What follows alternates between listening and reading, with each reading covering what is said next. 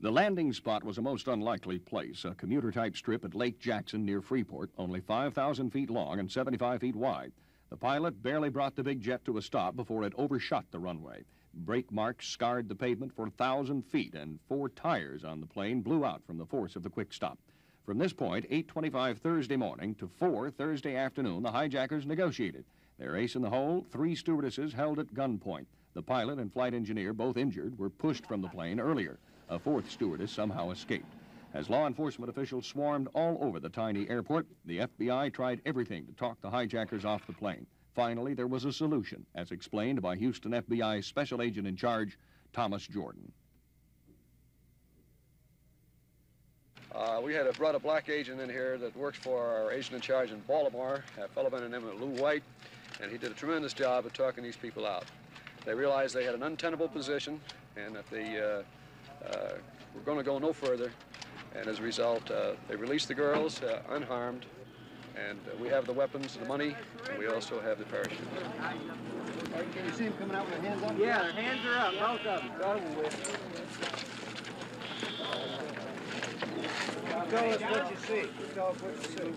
Right, the stewardesses are all right. They're to the left of they're walking out now.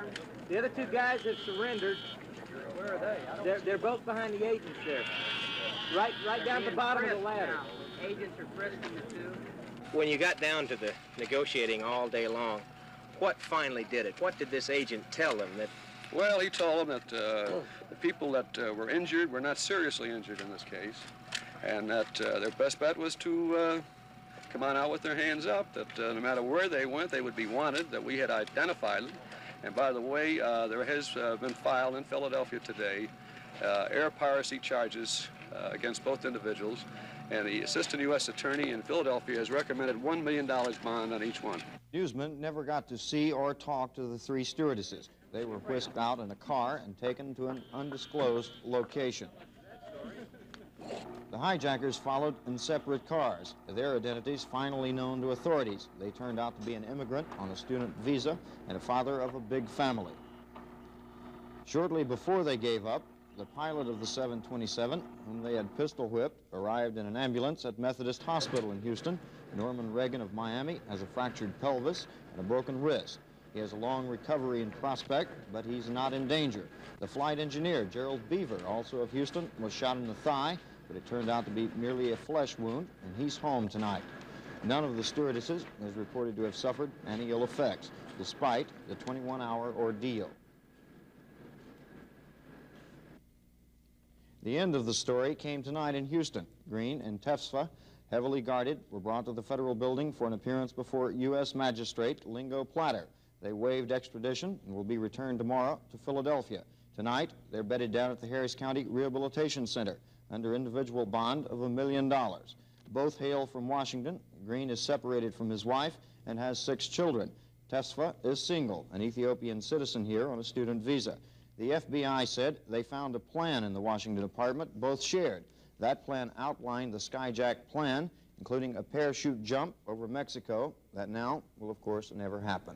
Well, that was quite some story. It was one that involved a number of the men in our news department, including Ron, Alan Pengelly, Greg Moore, Mike Brown, and Wayne Zer. They did a good job, but you had quite an experience along with that, didn't you, Ron? I had an experience, but it was certainly shared by Moore and Pengelly. Pengelly was attempting to shoot this film, and that was fairly typical of the way authorities down there responded to us. They obstructed us at every turn.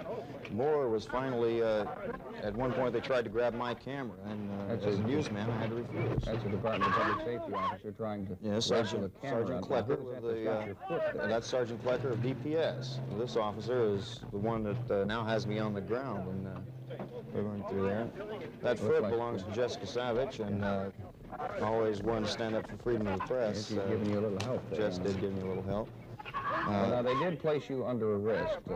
Jessica was placed under arrest. I was placed under arrest. Greg Moore was placed under arrest. We were filed on for simple assault. Presumably, I was pulled out only to assault the officer. Did the man give you any reason for trying to seize your camera? No, he didn't. It seemed to be a matter that he wanted to demonstrate his authority, and I felt I had a job to do, and I wouldn't relinquish the camera. I explained this to him. And it was good. And once we got to City Hall, everything was fine. They released us on our personal recognizance in the form of a bond. We are still charged in Brazoria County. And there you go off to the Lake Jackson. Off to jail with Greg Moore, who was filming on the way, I might add. So, Ron, we think you did an excellent job of covering the story, and